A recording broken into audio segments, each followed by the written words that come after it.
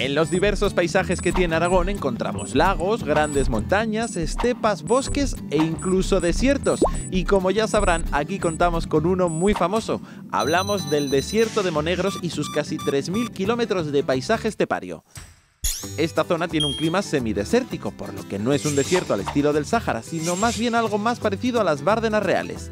Sus temperaturas son extremas y van desde los 10 grados bajo cero a los más de 40, mientras que su pluviometría media anual es escasa, entre los 200 y los 400 milímetros. Todo ello, sumado a vientos de gran capacidad desecadora, conforman este paisaje tan singular.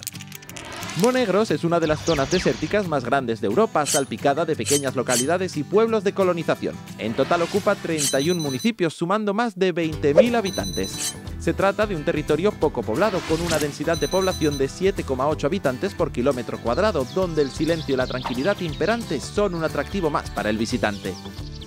Tal es la singularidad de este enclave que grandes directores han apostado por el paisaje de los Monegros para grabar películas. Es el caso de Bigas Luna y su mítica Jamón Jamón, estrenada en el año 1992 con Penélope Cruz y Javier Bardem como protagonistas. La famosa firma de moda Versace también ha puesto sus ojos en este lugar, fotografiando aquí su colección Crucero 2020.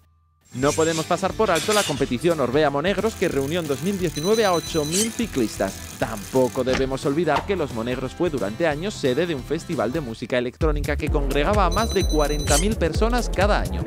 Los Monegros son la muestra palpable de la riqueza paisajística de Aragón y de la diversidad de oportunidades que puede ofrecer un lugar tan diferente y único como este.